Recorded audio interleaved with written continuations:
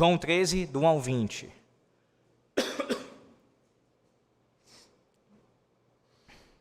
Assim diz o Senhor nosso Deus. Ora, antes da festa da Páscoa, sabendo Jesus que era chegada a sua hora de passar deste mundo para o Pai, tendo amado os seus que estavam no mundo, amou-os até o fim. Durante a ceia, tendo já o diabo posto no coração de Judas Iscariotes, filho de Simão, que traísse a Jesus, sabendo este que o Pai tudo confiara às suas mãos, e que ele viera de Deus e voltava para Deus, levantou-se da ceia, tirou a vestimenta de cima, e tomando uma toalha, cingiu-se com ela. Depois deitou água na bacia e passou a lavar os pés aos discípulos, e a enxugar-los com a toalha com que estava cingido. Aproximou-se, pois, de Simão Pedro, e este lhe disse: Senhor, tu me lavas os pés a mim? Respondeu-lhe Jesus: O que eu faço não sabes agora, compreendê-lo-ás depois. Disse-lhe Pedro: Nunca me lavarás os pés? Respondeu-lhe Jesus: Se eu não te lavar, não tens parte comigo. Então Pedro lhe pediu: Senhor, não somente os pés, mas também as mãos e a cabeça. Declarou-lhe Jesus: Quem já se banhou não necessita de lavar senão os pés, quanto ao mais está todo limpo. Ora, vós estáis limpos, mas não todos. Pois ele sabia quem era o traidor. Foi por isso que disse: Nem todos estáis limpos. Depois de lhes ter lavado os pés, tomou as vestes e, voltando à mesa, perguntou-lhes: Compreendeis o que vos fiz? Vós me chamais o Mestre e o Senhor, e dizeis bem, porque eu o sou. Ora, se eu, sendo o Senhor e o Mestre, vos lavei os pés, também vós deveis lavar os pés uns dos outros. Porque eu vos dei o exemplo, para que, como eu vos fiz, façais vós também. Em verdade vos digo, que o servo não é maior do que o seu Senhor, nem o enviado maior do que aquele que o enviou. Ora, se sabeis estas coisas, bem-aventurados sois se as praticardes. Não falo a respeito de todos vós, pois eu conheço aqueles que escolhi. É antes para que se cumpra a Escritura: Aquele que come do meu pão levantou contra mim seu calcanhar. Desde já vos digo, antes que aconteça, para que quando acontecer, creiais que eu sou. Em verdade vos digo, quem recebe aquele que eu enviar, a mim me recebe, e quem me recebe, recebe aquele que me enviou. Amém. Meus irmãos, ao longo da história da igreja, não poucas vezes tivemos homens que buscaram pela pureza da igreja, batalharam por isso, especialmente em contextos onde a igreja estava mais degenerada em seus dias. No século XVII, há um movimento que ele é exatamente caracterizado por isso.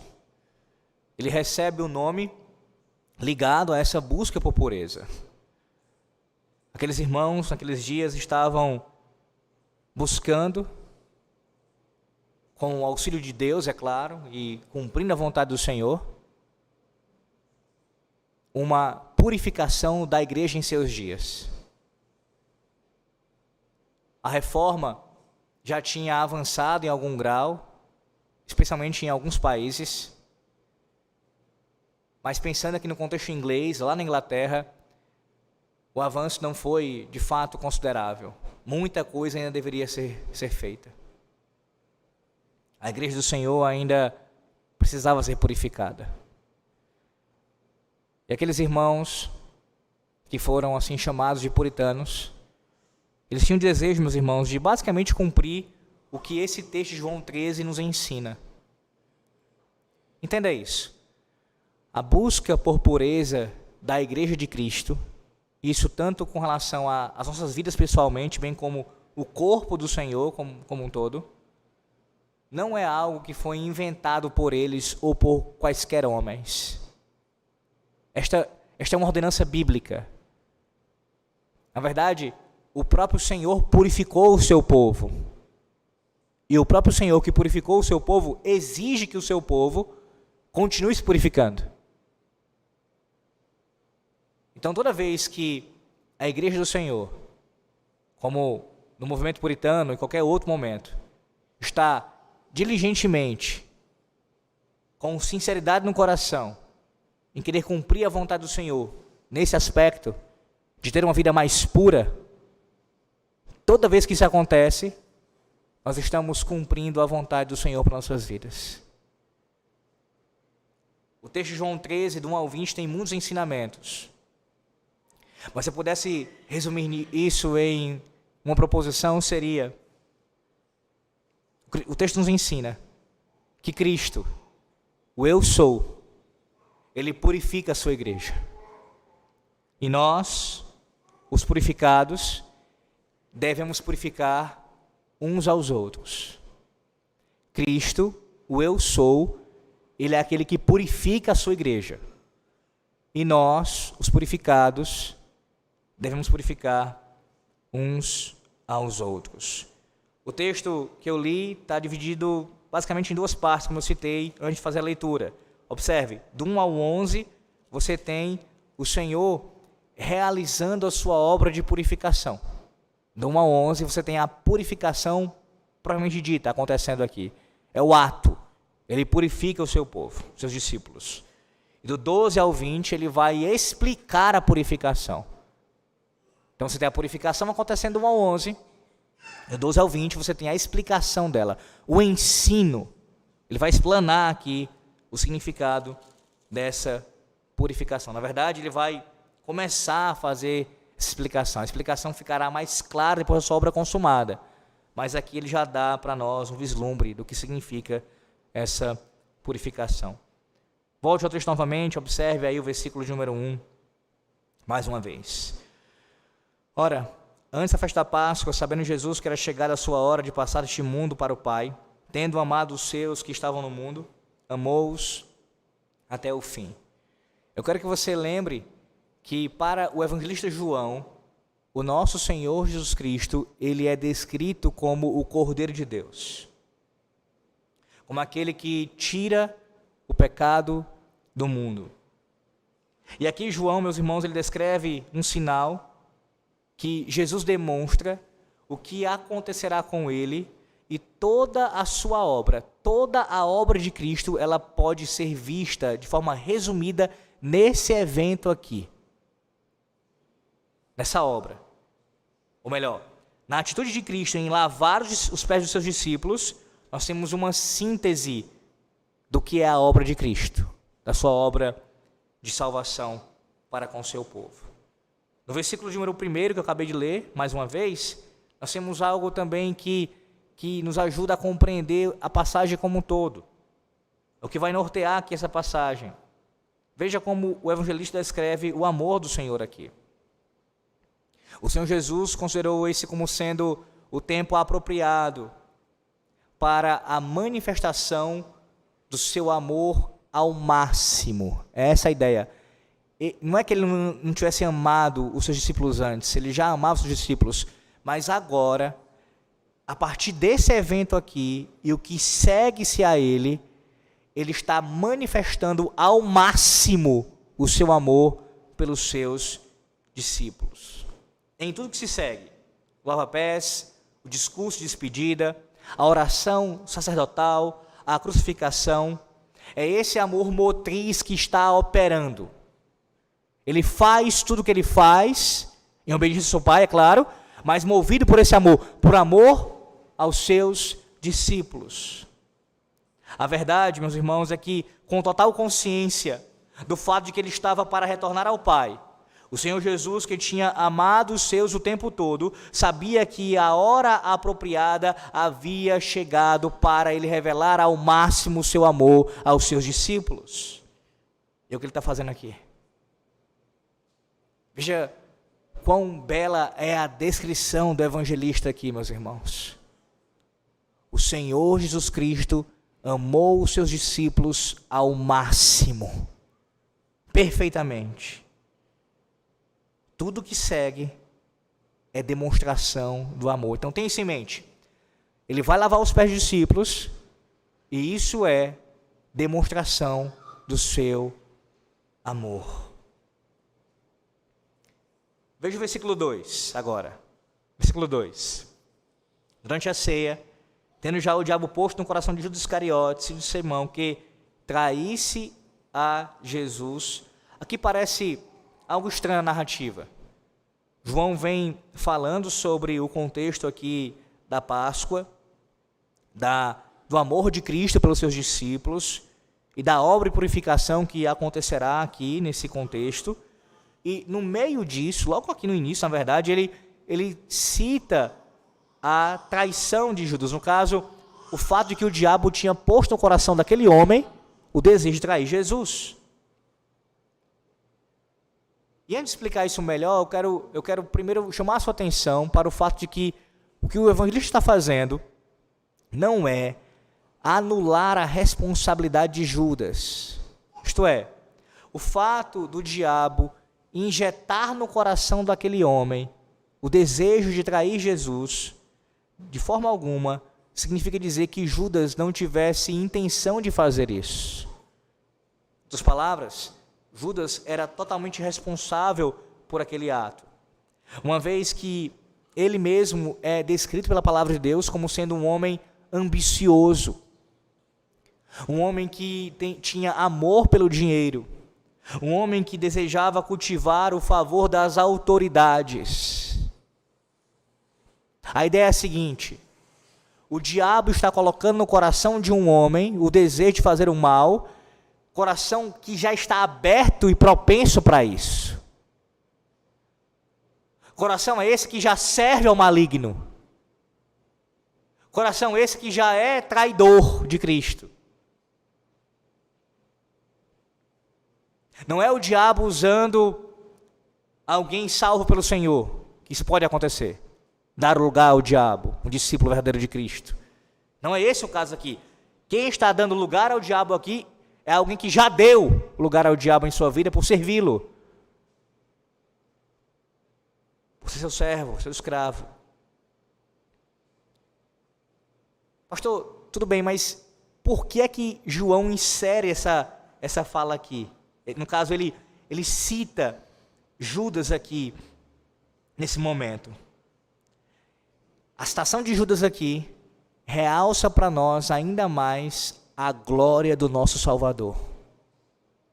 Sim, foi no meio de homens desse tipo aqui, homens tão cheios de importância pessoal, homens como Judas, o traidor no seu meio.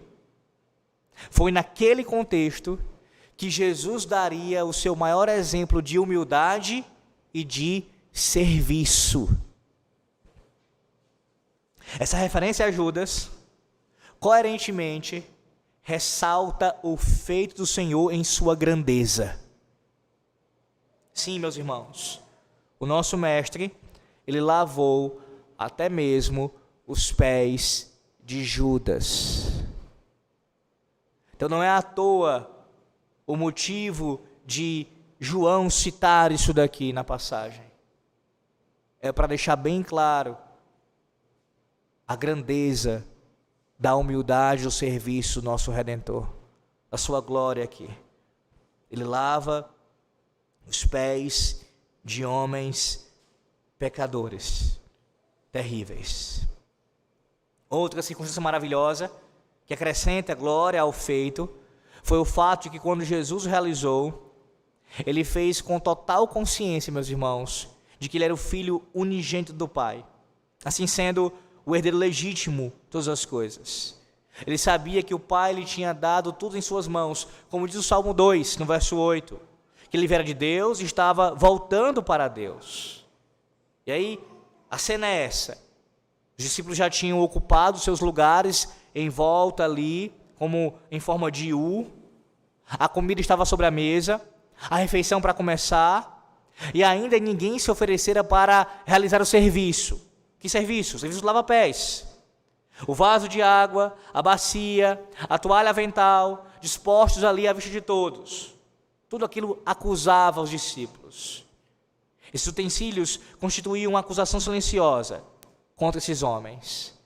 Mas nenhum deles até o momento havia se mexido. Foi então que o Senhor, ele se moveu. Com sua calma e majestade, se levantou e pôs de lado as suas vestes. Observe que o evangelista ele usa o plural vestes aqui. Observe, tanto aqui como no versículo 12. Lá no capítulo 19 de João, no verso 2 e no verso 5, ele usa o singular. Em 19, 23 e 24, ele emprega o plural mais uma vez. No capítulo 19, versos 23 e 24. Ao que parece, meus irmãos, João faz aqui uma distinção cuidadosa. Daí, se a palavra vestes, no capítulo 13 aqui, versículo 2, tiver o mesmo sentido que lá em João 19, 23 e 24, o que parece ser provável, Jesus é retratado aqui como se fosse um escravo oriental, usando apenas uma tanga. Tanto a vestimenta de cima, como a túnica, bem como o cinto, tinham sido colocados de lado. Ele tirou a sua veste de cima. Então ele tomou uma toalha longa de linho e a prendeu em volta da cintura, de tal modo que com uma extremidade da toalha, ele podia enxugar os pés dos discípulos depois de ter lavado com as suas mãos. De fato, o Senhor da glória tinha se cingido de humildade. A ideia aqui é que ele se vestiu com a roupa de um servo. Vá lá para Filipenses capítulo 2, sem desmarcar João 13. Filipenses 2. É impossível não lembrarmos de Filipenses 2 aqui, que está em consonância com esse texto aqui. Filipenses 2, a partir do versículo 5. Tende em vós o mesmo sentimento que houve também em Cristo Jesus, pois ele, subsistindo em forma de Deus, não julgou como usurpação ser igual a Deus. Versículo 7. Antes, a si mesmo se esvaziou, assumindo a forma de servo, tornando-se em semelhança de homens, e reconhecido em figura humana. A si mesmo se humilhou, tornando-se obediente da morte e morte de cruz. Meus irmãos, o ato de tirar a sua veste, ou seja, despir-se da sua glória e colocar aqui a toalha, vestir-se de humildade, é uma demonstração simbólica da obra de Cristo. Entenda isso. O simples fato de ele tirar aquelas vestes superiores e colocar uma veste de servo, só esse ato dele já é uma demonstração vívida dele deixar a sua glória, como disse Filipenses 2, e ele tornar-se servo. Essa é uma extraordinária demonstração da sua humilhação. Entenda o contexto. Eles vinham de Betânia, uma região conhecida por ter muito pó, e não apenas lá, na verdade naqueles dias, uma vez que eles andavam durante muito tempo com seus calçados. Certamente, meus irmãos, os pés de todos eles estavam bastante sujos. E lavar os pés, naqueles dias, era um ato comum nas casas onde o servo mais humilde realizava aquele trabalho.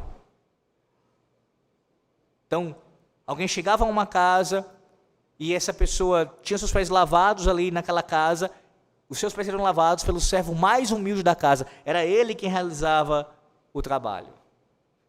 É esse tipo de obra que o Senhor está realizando aqui. Ele está assumindo a forma de servo, não de qualquer servo, do servo mais humilde de uma casa, se pondo a lavar os pés de pecadores. E aqui vai ficar mais claro ainda o movimento do Senhor, nos versículos 3, 4 e 5, para você entender aqui de forma sistemática. Veja, versículo 3, diz que ele é aquele que desceu dos céus. Veja o texto do versículo 3. Parte B. E que ele viera de Deus e voltava para Deus. Ou seja, Cristo é aquele que veio do céu. Versículo 4 e 5. Levantou-se da ceia, tirou o vestimento de cima, tomando a toalha, cingiu-se com ela, depois deitou água na bacia e passou a lavar os pés dos discípulos e enxugá-los com a toalha com que estava cingido. Ele é aquele que veio dos céus, se fez homem, se fez servo, mas não apenas servo, ele se fez servo, o servo mais humilde, a ponto de se inclinar para lavar os pés dos seus discípulos. Esse é o movimento. Da glória dos céus para a terra. E não apenas para a terra, para a posição de humildade, da mais humildade possível, a ponto de se inclinar e lavar os pés de pecadores imundos. Só esse movimento aqui descreve exatamente o que Paulo vai falar em Filipenses 2. A Bíblia não ensina que o Senhor Jesus Cristo ele deixou a sua divindade. Ele deixou de ser Deus quando encarnou. Não, esse é um falso ensino, isso é uma heresia, irmãos. Jesus deixou a sua glória, os seus privilégios. E assim tornou-se servo. Veja agora o versículo 6. Aproximou-se, pois, de Simão Pedro, e este lhe disse: Senhor, tu me lavas os pés a mim? Note que apenas a reação de um discípulo é registrada aqui para nós. O que não significa dizer que os outros não possam muito bem ter pensado ali, no seu íntimo, meus irmãos. Perplexos mesmo com aquela situação, até mesmo envergonhados, com exceção de Judas. Por quê? Porque não reage assim quem é soberbo.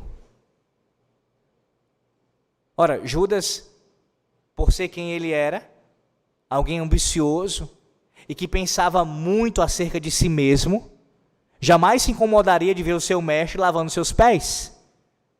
Na verdade, seria natural para ele pensar: eu mereço mesmo? Eu sou digno de tal honraria?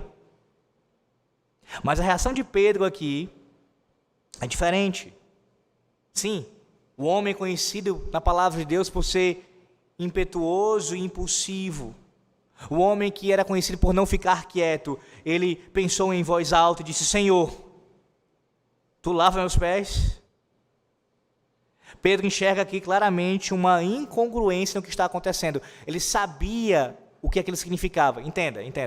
Ele não sabia o significado da obra de Cristo aqui ainda. Eu digo, ele sabia o que significava, ele sabia a quem competia lavar os pés. Nesse sentido ele sabia a ação de Cristo.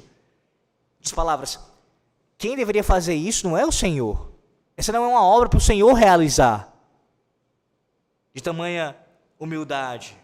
O Senhor da glória de um lado e os pés sujos de Pedro do outro lado. Que contraste, meus irmãos. Que contraste.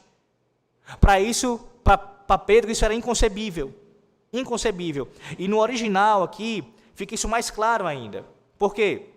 Há um contraste entre as palavras que ele usa no versículo 6, tu e meus. Veja aí, ó. Senhor, tu me lavas os pés a mim. A tradução mais literal, do caso, de acordo com o original, seria: Senhor, tu meus pés lavas. O tu aqui, o pronome pessoal, se referindo ao Senhor. E logo em seguida, ele está nos seus pés. Meus, tu de um lado, Deus da glória, o Filho unigênito do Deus Pai, e meus pés, um ao lado do outro. Tu que és santo, puro, tocando e lavando os meus pés sujos. Ele estava chocado, meus irmãos, diante daquilo. Ele tinha sido tão enfático em sua objeção, que, veja o que foi que o Senhor respondeu a ele no versículo 7. O que eu faço não sabes agora, compreendê-lo-ás depois. Meus irmãos, Pedro falhou completamente em entender o que o Senhor estava tentando fazer naquele momento. Na verdade, Pedro ele só enxergava em parte ali, uma parcela dos acontecimentos. Ele não sabia o que estava dizendo. Porque, veja, se ele rejeitasse aquela necessidade e humilhação parcial da parte de Cristo, o fato do Senhor purificar os seus pés como símbolo da sua obra de purificação, Isso significaria também uma rejeição à sua obra de purificação absoluta, completa. Isto é, a salvação.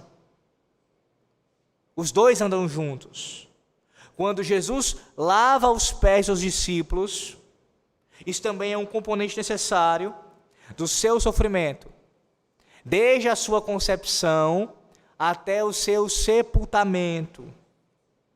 Através dessa humilhação, desde a concepção de Cristo até o seu sepultamento, tudo isso compõe, bem como também a sua exaltação que vem depois, mas digo, a sua obra consumada de humilhação, compõe a salvação do seu povo. O seu povo, nós só podemos ser salvos por toda a obra de humilhação de Cristo. Então, rejeitar uma parte disso implicaria também rejeitar toda ela.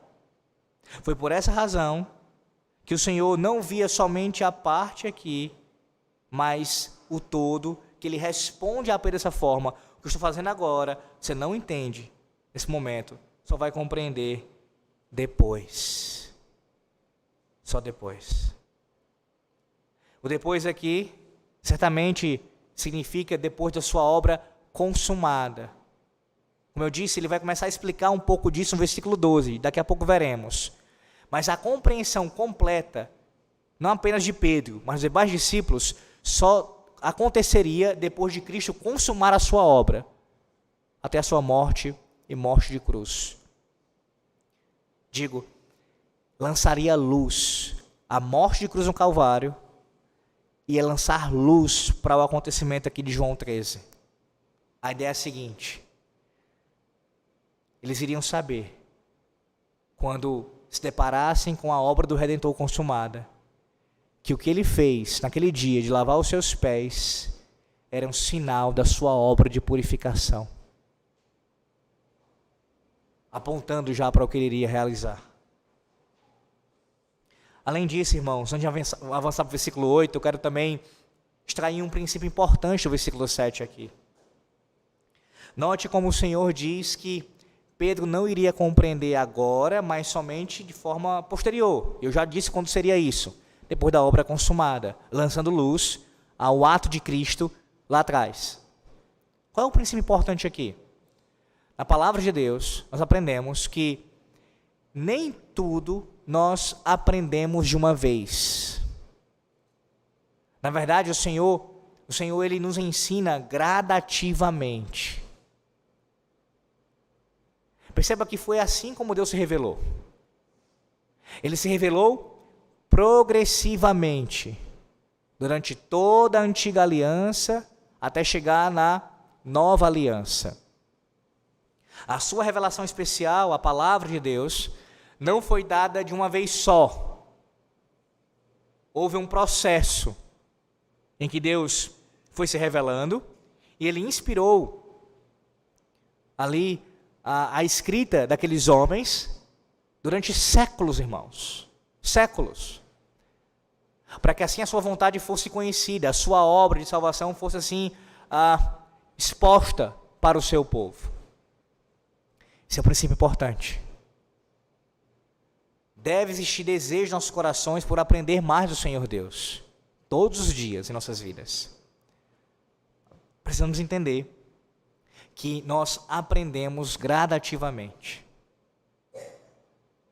Não é assim a tua experiência, crente? E claro, experiência esta baseada na palavra de Deus. Você não tem aprendido ao longo dos anos?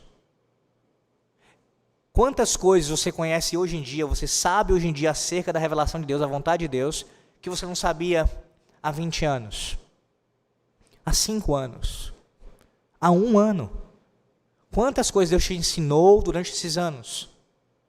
Gradativamente. Um erro que nós cometemos muitas vezes é nos apressarmos quanto a isso. É claro que deve existir o desejo, repito, de querermos aprender mais do Senhor Deus. Mas precisa existir em nós também paciência para irmos aprendendo devagar. Por outro lado, também alerto aqui quanto ao fato de não existir progressão de conhecimento na vida de quem professa a fé em Cristo. O Senhor diz: você vai compreender depois. Porque o que se espera dos discípulos de Cristo é que, com o passar do tempo, à medida que Deus dá mais conhecimento, mais revelação, eles aprendam. Então, se você é alguém que está paralisado quanto ao seu conhecimento no Senhor, acerca da obra do Senhor, da pessoa do Senhor, então você acaba contrariando este princípio aqui. Porque se espera de você um conhecimento cada vez mais avançado com o passar do tempo. Versículo 8 agora. Disse-lhe Pedro: nunca me lavarás os pés. Respondeu Jesus: se eu não te lavar, não tens parte comigo. Meus irmãos, como eu já expliquei para vocês, à luz do versículo 7, Pedro vê a parte. Guarde muito bem essa expressão. Ele vê a parte aqui, o ato isolado. Ele não consegue enxergar ainda o todo daquela obra. Ele está pensando apenas no que acontece naquele momento. E mesmo assim ele não consegue enxergar o contexto verdadeiro daquele ato. O Senhor, entretanto, está constantemente pensando e realizando aquela obra de acordo com o seu estado de humilhação. O todo, completa. E a lavagem dos pés é somente uma parte desse todo, dessa obra de purificação. E é importante conservar essa distinção em mente. A perspectiva de Pedro, olhando para o caso, olhando como alguém vê somente parte ali, e a perspectiva de Cristo, que olha para o todo. Sem isso é impossível você entender o diálogo aqui. Pedro, consciente da sua impropriedade ali, da presente situação, mas completamente ignorante da impropriedade de um discípulo dizer a seu Senhor o que fazer e o que não fazer, ele exclama: tu nunca me lavarás os pés de forma alguma. Aqui você tem no original e aparece no português aqui, uma dupla negativa. Tu nunca me lavarás os pés de forma alguma. De forma alguma. Na verdade, aqui olhando melhor, nessa tradução que nós usamos, apenas uma vez, né? Nunca me lavarás os pés. Mas no original a ideia é, duas vezes ele repete isso. Nunca me lavarás os pés, de forma alguma. Duas vezes ele fala isso, nega isso. Enfaticamente. Imagine a situação aqui. É bem provável isso ter acontecido. Enquanto Pedro falava isso para o Senhor, ele retendo os seus pés, puxando os seus pés, não permitindo que o seu Senhor lavasse os seus pés. Qual é a resposta de Cristo? Se eu não te lavar, tu não tens parte comigo. O significado é bem simples, mas também bastante profundo. Em síntese, se eu não te lavar os pés, isto é, se você não receber parte da minha obra de humilhação, que compõe a minha obra de salvação para com o meu povo, você não poderá recebê-la por inteiro. A ideia de ter parte aqui com o Senhor envolve tanto comunhão, bem como também herança, meus irmãos. Se Pedro não fosse purificado, se não fosse lavado, ele não poderia ter parte com o Senhor, comunhão com o Senhor e herança da parte do Senhor. Somente purificado ele poderia ter isso. Para nossa reflexão nessa manhã, eu queria que você pensasse sobre isso nesse momento. Medite nas palavras de Cristo aqui, o quão sérias elas são. Será que de fato você tem parte com o Senhor? Será que de fato você tem parte com o Senhor? Está em comunhão com Ele e pode afirmar categoricamente que você é um herdeiro por causa de Cristo? É algo condicional, isso só pode ser verdade em sua vida se você já foi purificado pelo Senhor. Não tem parte alguma com o Senhor Jesus Cristo quem não foi purificado por Ele. Se Cristo não lavasse Pedro, Pedro não teria parte com Ele. O Senhor está falando isso para um apóstolo seu. E nessa manhã Ele fala isso para você, pela sua palavra. Versículo 9. Então Pedro lhe pediu: Senhor, não somente os pés, mas também as mãos e a cabeça. Aqui é mais um momento de arroubo aqui do apóstolo Pedro. Ele, no primeiro momento, nega a lavagem dos pés, entendendo que o Senhor não deveria passar por tamanha humilhação, mas entendendo que se ele não passasse por aquilo, estaria apartado do Senhor, então ele vai para o outro extremo. Bem como é característica de Pedro, o outro extremo. Então lava tudo, Senhor. Lava tudo. E a resposta do Senhor aqui, meus irmãos, no versículo número 10, ela é bem interessante. Veja, ele vai dizer: quem já se banhou não necessita de lavar senão os pés. Quanto ao mais, está todo limpo.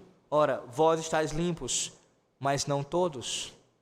A resposta do Senhor aqui demonstra para nós a suficiência da sua obra.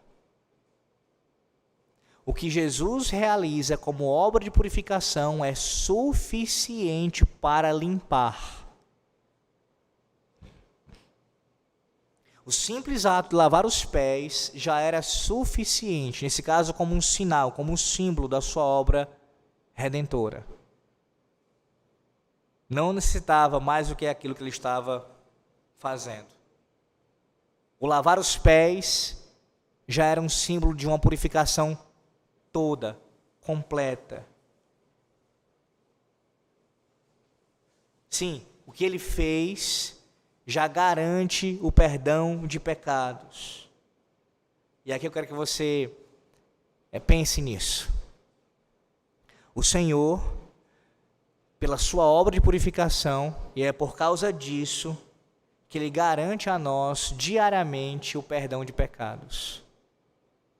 Sim, o perdão que recebemos diariamente do nosso Deus é concedido por causa do sacrifício de Cristo. Uma vez que Ele nos purificou dos nossos pecados, nós podemos assim ter certeza que somos perdoados pelo Senhor diariamente. Que conforto é para nós sabermos que fomos lavados pelo nosso Deus.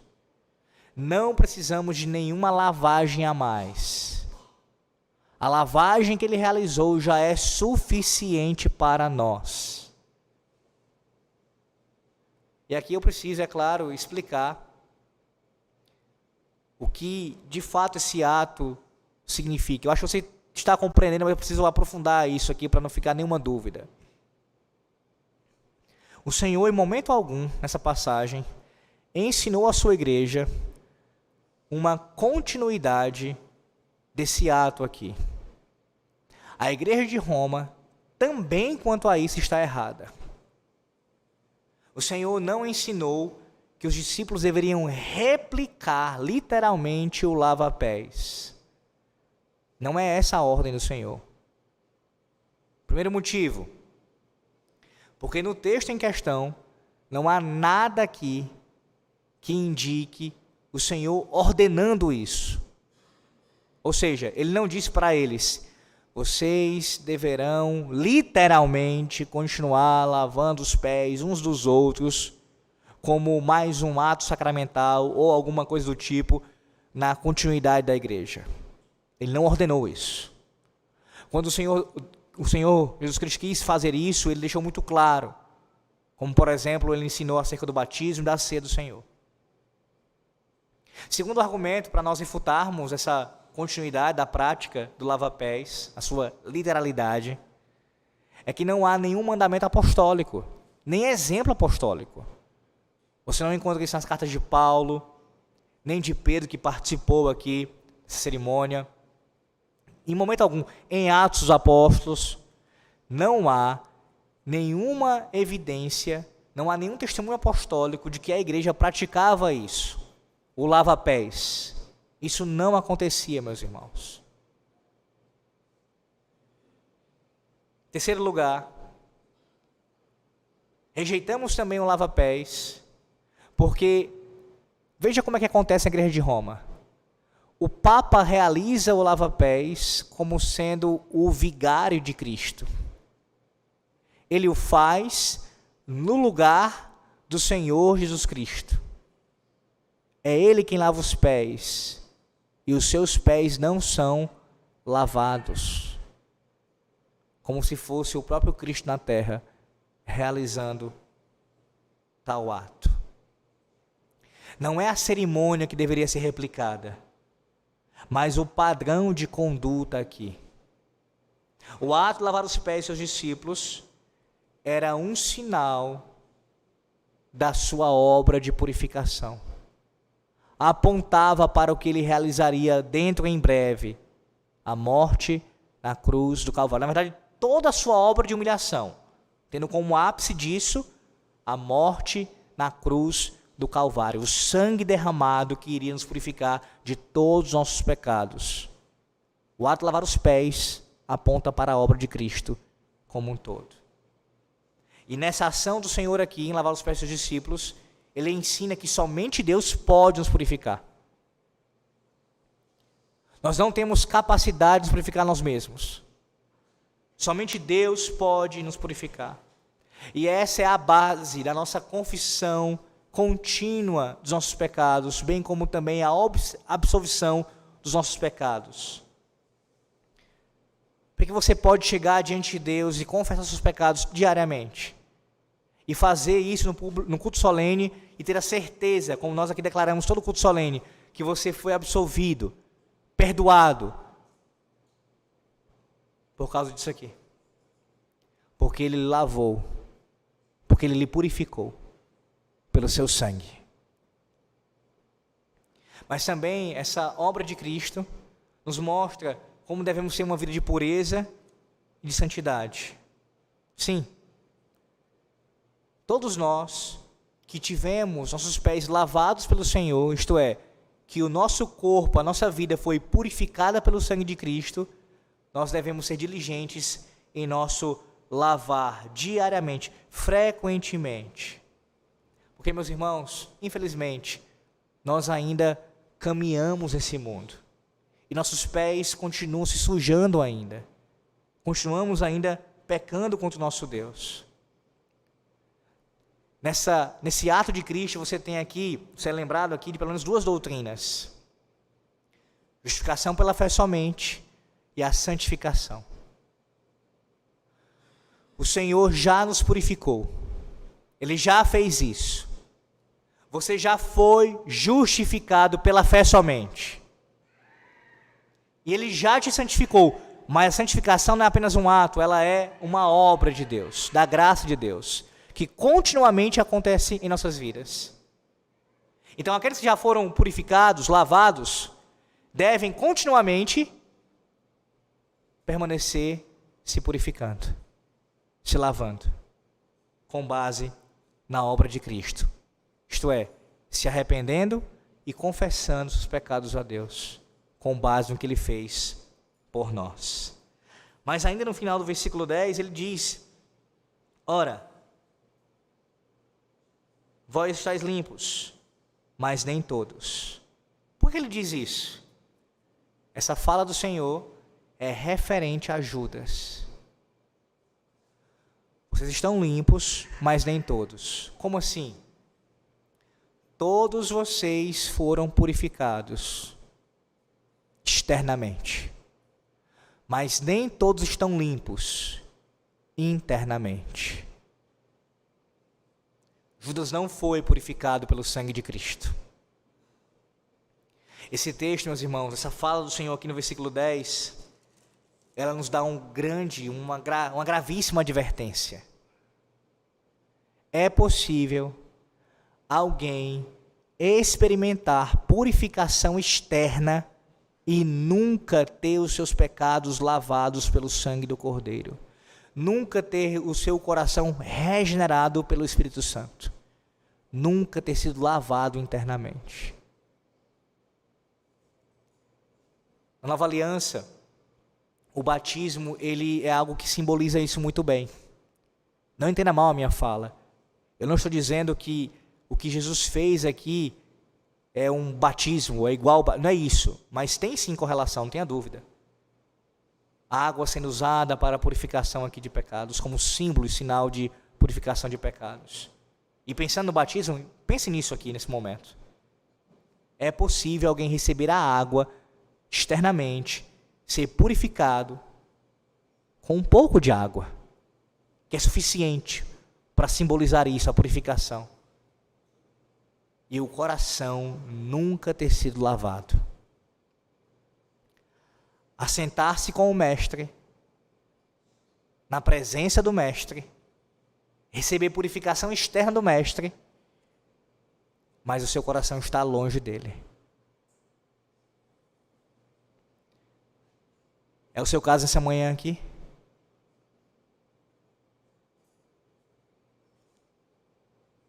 Assim como Judas, próximo de Jesus somente com interesses escusos, pensando apenas em si mesmo, em se completar.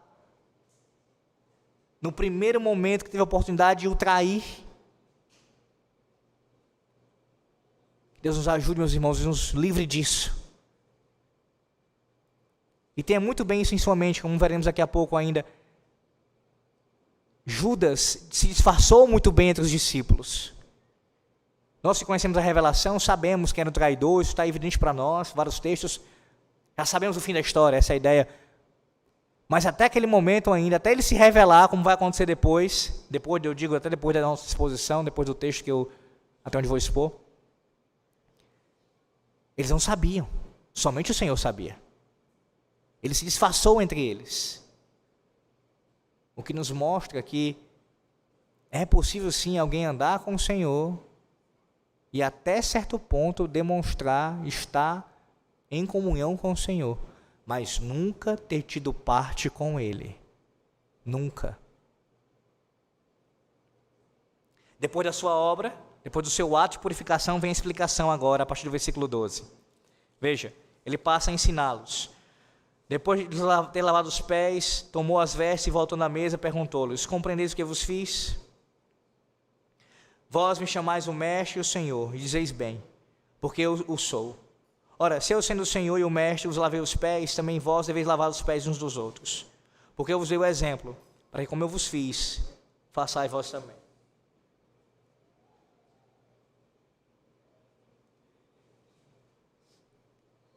Veja que ele não negou seu senhorio. O Senhor afirma que ele confirma o seu senhorio, ele diz eu sou, uma expressão que é comum na antiga aliança do próprio Yahvé, como Deus se revelou a Moisés, inclusive, eu sou.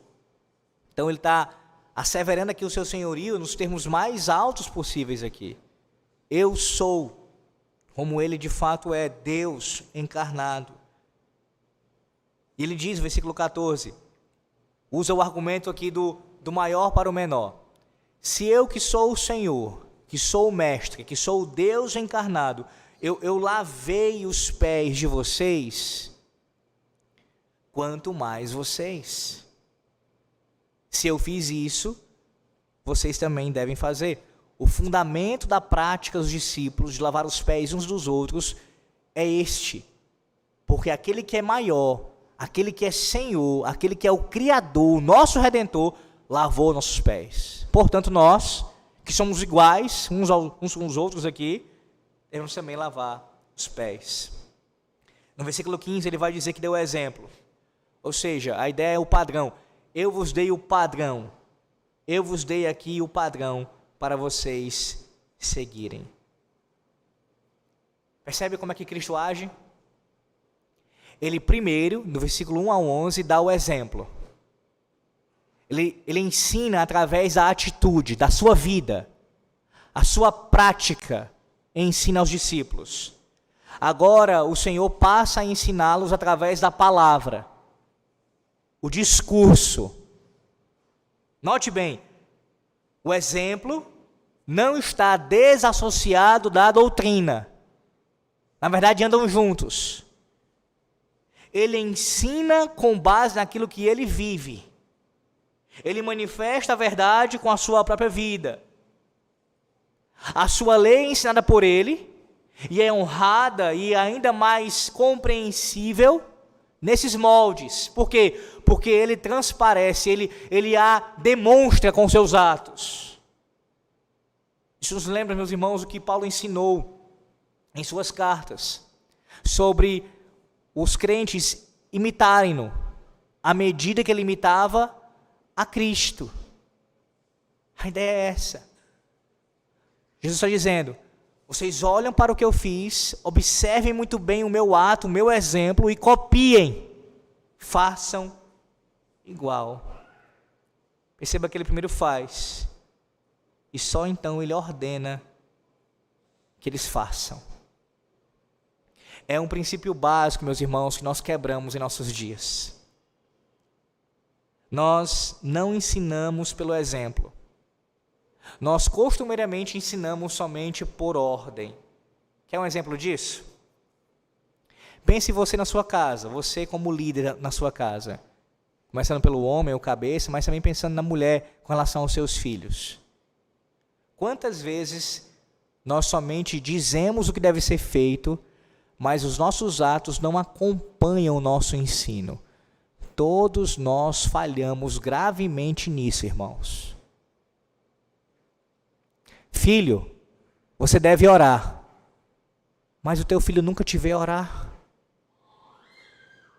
Não é que você deve fazer propositadamente para ele ficar vendo ali e você se inflando, não é essa a ideia. Mas sim, ele tem que ver você orando, você como um homem, uma mulher de oração, que tem deleite em orar, que deseja buscar a face de Deus. Filho, você deve ler a Bíblia, mas ele nunca te vê lendo a Bíblia.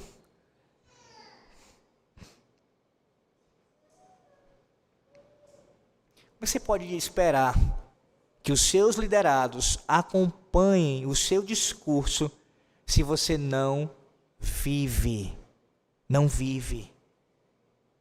Isso é hipocrisia, irmãos. Esse é o tipo de modelo de liderança dos fariseus, que estavam corretos, muitas vezes, no seu ensino, mas não tinham a prática dele, a vida. O nosso mestre, nosso Senhor, ele não ensina somente por meio de palavras. Ele ensina com seus atos. E é esse tipo de liderança que precisa ser restaurado em nossos dias, em nossos lares, igrejas, bem como também no governo de nosso país. Os ministros, principalmente, devem dar o exemplo. Veja o título que é dado a nós pela palavra de Deus, a nós que eu digo pastores. Ministros. Termo esse que normalmente é confundido em nossos dias como se fosse algo assim sublime, esplendoroso, de um glamour, algo radiante. Claro, há honra nisso, não tenha dúvida, biblicamente falando. Mas a ideia basicamente é de servo. Ministros da palavra e dos sacramentos, aqueles que servem ao povo de Deus com a palavra e com os sacramentos, aqueles que são servos da palavra, ministram a palavra. Quão incoerente é, irmãos, um ministro ser alguém exaltado? Em algumas igrejas existe até mesmo um lugar especial para o pastor sentar, diferenciado dos demais. Algumas até lembram, nos contextos evangelicais, pentecostais, uma espécie de trono ali, diferenciado, destacado. Quando o indivíduo chega, é uma festa, é toda uma luz que é jogada em cima dele, Isso é contrário ao ensino de Cristo. Os ministros, eles devem ensinar ao povo, caminhando com o povo, juntamente com o povo, vivendo no meio do povo. O fim do nosso ministério, o ministério dos pastores, é a glória do nosso mestre, não a nossa glória pessoal. O Senhor está dizendo aqui: o que eu fiz aos teus pés sujos, façam as almas poluídas e contaminadas dos pecadores. Veja que o versículo 14, como eu já apontei, denota a falha também da prática papista, que desobedece à ordem de Cristo. É os pés uns dos outros, lavando os pés uns dos outros. Então, pensando aqui nos ministros, eu devo lavar os vossos pés, e vós deveis lavar os meus pés, e a gente, nós uns com os outros. Pastor, como assim? Literalmente, não, irmãos. No serviço uns aos outros. Na prática da humildade, da modéstia, uns para com os outros. No amor fraternal, uns para com os outros. No auxílio mútuo, no aconselhamento, nas orações, no conforto, no consolo. É assim, meus irmãos. Você e eu, começando pelos ministros, é claro, mas estendendo para toda a igreja do Senhor, todos nós temos a obrigação de lavar os pés dos pecadores, com base no exemplo de Cristo. Você precisa se importar com o pecado do seu irmão. E aí não tome a minha palavra de forma equivocada aqui, como se eu estivesse dizendo para você ficar apontando o pecado do seu irmão com o dedo na cara dele para humilhá-lo. Não é essa a ideia. Mas é em amor corrigi-lo, orientá-lo, lavá-lo, purificá-lo, não com os seus méritos, mas as suas mãos sendo usadas por Deus como instrumentos do Senhor, com o sangue de Cristo, com base na obra do Redentor, apontando para Jesus Cristo, chamando o arrependimento, falando da santidade, vivendo isso para ele ver como isso acontece na sua vida. Percebe? É assim que nós devemos fazer. Mas qual é a nossa atitude muitas vezes? Nós não nos importamos com os pecados do nosso próximo. Nós não queremos ajudar. A gente vai de um extremo ao outro. Ou a gente quer somente apontar o pecado do próximo e ficar criticando, ou a gente não se importa se o irmão ou a irmã está pecando contra o Senhor. Ele vai prestar conta com Deus, deixa ele lá. Isso vai contra a ordem de Cristo. Assim como eu vou lavar os pés, façam isso uns com os outros. Preocupem-se com a purificação uns dos outros, com a santidade, com a pureza de uns dos outros. É isso que você tem feito em sua vida? Começando pelo seu lar e passando pela sua igreja local? Se nós assim agíssemos, muitos problemas numa igreja local seriam resolvidos mais rapidamente. Se essa fosse uma cultura nossa, de purificarmos uns aos outros em amor. Versículo 16. Em verdade vos digo que o servo não é maior do que o seu senhor, nem o enviado maior do que aquele que o enviou. Meus irmãos, talvez os discípulos tivessem dificuldade de lavar os pés uns dos outros. Lembre que eles já tinham discutido entre saber quem era o maior entre eles. E aqui o Senhor os lembra que eles são apenas servos, como você e eu também somos. A lógica exposta pelo Senhor aqui mostra que nós não somos maiores que nosso Senhor. E a verdade é que nós costumamos pensar muito acima de que nós somos. Eu lavar os pés do meu irmão? Eu me inclinar para lavar pés imundos de pecadores? Eu fazer isso? Ou seja, se agimos e pensamos como Judas muitas vezes. E esse é um grave pecado, que todos cometemos em um maior ou menor grau. Pensar muito acerca de si mesmo. Mais do que convém. Mais do que de fato somos. Acharmos que somos mais belos, mais inteligentes, mais capazes, mais poderosos, mais isso ou aquilo outro, do que de fato somos. Observe que ele, o nosso Senhor, colocou honra nessa ação aqui. Ele colocou honra nessa ação. Onde está a honra? A honra está em parecer com o seu mestre. Assim como eu fiz, façam também. Quando você sofre injustiça, você se parece com o seu mestre. Agora, quando você pratica a injustiça, você se parece com outro mestre. A Bíblia nos ordena, meus irmãos, a não pensarmos nem abaixo nem acima disso. Você e eu, nós somos servos de Cristo. E se o meu mestre fez, se o seu mestre fez, nós também devemos fazer. Vendo o seu mestre servindo, a sua atitude deve ser colocar o avental imediatamente e servir também. O conselho da igreja, servindo. No caso, o ministro da palavra dos sacramentos, com a pregação, com os sacramentos, oração.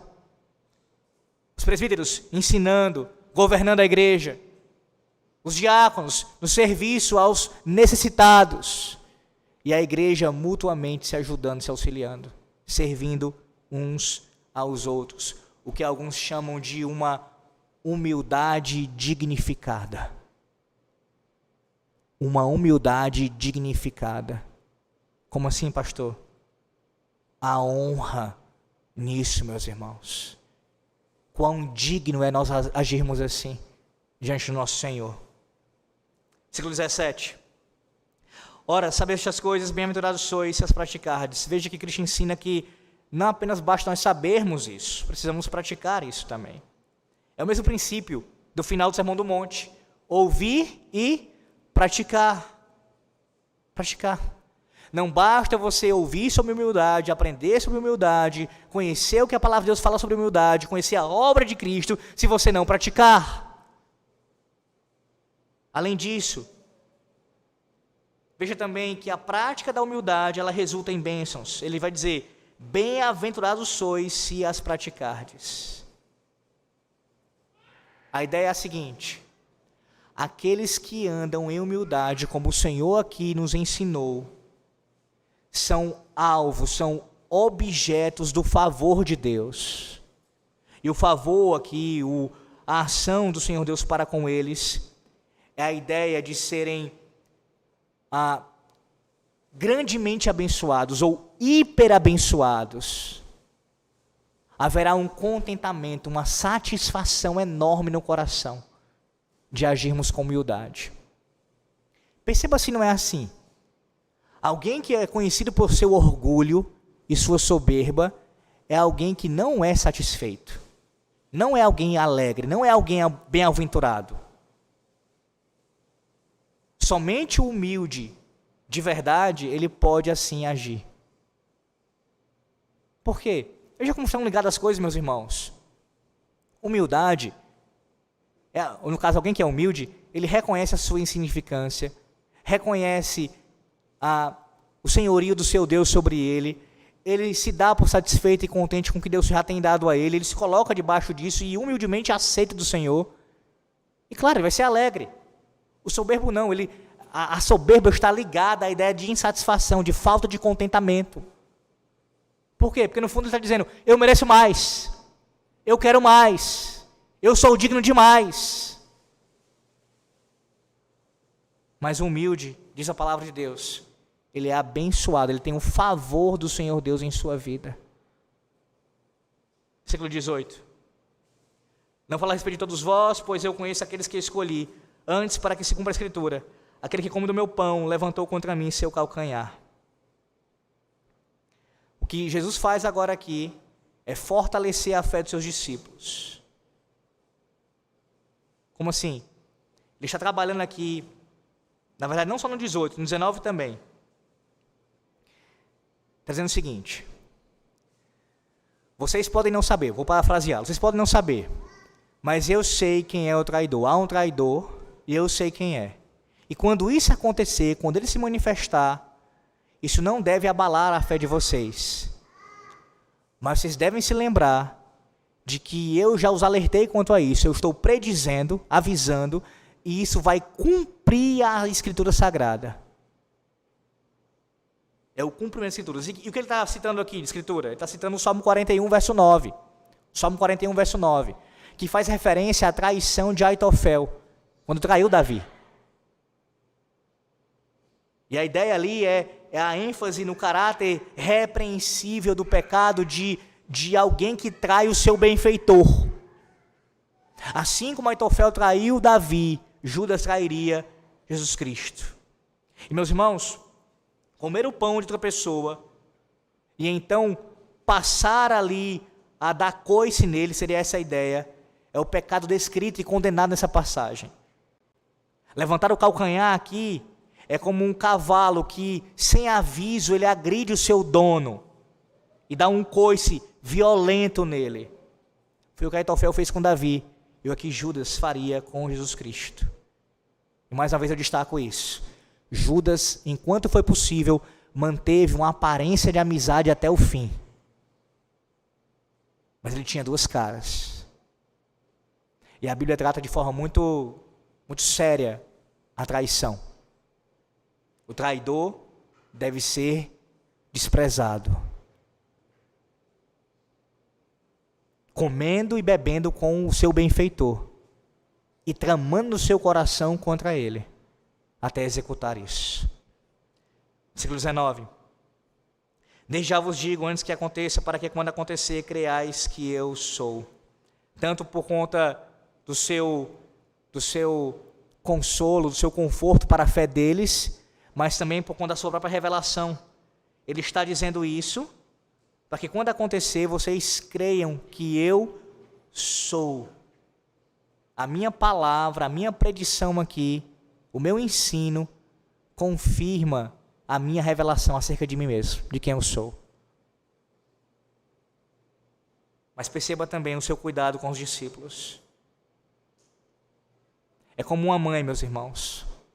Uma mãe que, amorosamente, ela explica ao seu filho tudo o que está acontecendo, a cada procedimento. Ele não apenas demonstrou o ato, ele está agora ensinando cada uma daquelas coisas relacionadas ao ato ali, o que vai acontecer também com relação à traição, para preparar e guardar o coração dos discípulos, para que a fé permaneça firme nele. É assim que o Senhor trata conosco. Eles deveriam continuar acreditando que Jesus, de fato, é o eu sou, revelado a eles. Versículo 20, aqui a gente conclui. Em verdade vos digo, quem recebe aquele que eu enviar, a mim me recebe. E quem me recebe, recebe aquele que me enviou. Quando a predição do versículo 18 começa a se cumprir, o Senhor, ele permanece sendo o Messias, o Filho de Deus, revestido de toda autoridade para enviar os seus embaixadores. Dessa maneira, quando os discípulos veem o Senhor entregue nas mãos de seus inimigos, eles não iriam se desesperar. Como alguém que pensa assim, está tudo acabado, não apenas para ele, mas também para nós, seus seguidores. Ele foi traído por um dos nossos. Ao contrário, quando eles vissem tudo aquilo acontecendo, o Senhor sendo traído, sendo levado para a prisão e assim indo consumar a sua obra até a morte, eles deveriam lembrar das palavras de Cristo e saber que estava acontecendo exatamente como ele disse que iria acontecer. Não somente isso, mas ainda mais justamente os fatos de sua humilhação confirmam a sua autoridade e a validade da comissão deles. A ideia é essa. Vocês foram chamados por mim, comissionados por mim, para executar a minha obra como embaixadores. E agora deverão fazer assim. Colocando em outras palavras, o que aconteceria com Cristo, a traição até a morte, não deveria frustrar a obra deles como embaixadores. Pelo contrário, eis aqui o fundamento. Vocês serão meus embaixadores, anunciando a minha vida e a minha morte, anunciando a minha obra. Nesses termos. Sim, quando eles anunciassem dizendo, rogamos-lhes em nome de Cristo que se reconciliem com Deus, o próprio Deus, por meio da pregação deles, estaria fazendo esse apelo ao pecador. Se alguém, seja judeu ou grego, gentil, rejeitasse esse apelo, seria rejeitado por Cristo, que foi enviado por Deus. Veja como ele fala assim bem claramente. Em verdade, ou seja, solenemente eu vos digo, quem recebe aquele que eu enviar, ou seja, o meu embaixador, o meu apóstolo, o ministro, quem recebe aquele que eu enviar, a mim me recebe, eu que enviei a ele. E quem me recebe, recebe aquele que me enviou. O Pai. Porque ele mesmo já tinha dito que ele e o Pai, nós somos um. Eu e o Pai somos um. Você pensa assim, pastor, então o senhor está dizendo que Os apóstolos, quando anunciassem a palavra de Cristo, se fossem rejeitados, seria equivalente a rejeitar a Cristo, exatamente. E o mesmo o é em nossos dias. Não estou falando que os ministros do Evangelho, é igual ao ministério apostólico em todos os aspectos, não é esse o ponto. Mas há uma semelhança aqui, irmãos. Quando ministros falam em nome de Deus, a palavra de Deus aqui, como embaixadores de Cristo, se você rejeita esta palavra, você rejeita Cristo e o próprio Pai a quem Ele enviou. Perceba o peso dessa sentença de Cristo aqui. Rejeitar a obra de Cristo, a pessoa de Cristo, através da mensagem do embaixador, é rejeitar a purificação de Cristo para o seu povo. Qual é a necessidade disso então? Alguns perguntam, não é? Por que falar tanto em pureza de igreja, purificação da igreja? Ora, meus irmãos, porque esse é o ensino da palavra de Deus. A nossa própria linguagem confessional, ela é nesses termos. Você deve lembrar do capítulo 25 da Confissão de Fé de Westminster, seção 4, onde há uma expressão sobre igrejas mais puras e igrejas menos puras. É uma linguagem confessional. É a fé que nós professamos. A pureza da igreja. E essa pureza da igreja visível, ela pode estar maior ou menor, dependendo de como ela anda de acordo com Cristo, com a obra de Cristo. Fundamento disso: Cristo, eu sou, purificou o seu povo, purificou os seus discípulos. Portanto, nós devemos andar como quem fomos purificados, purificando uns aos outros. Caso contrário, seremos encontrados como Judas.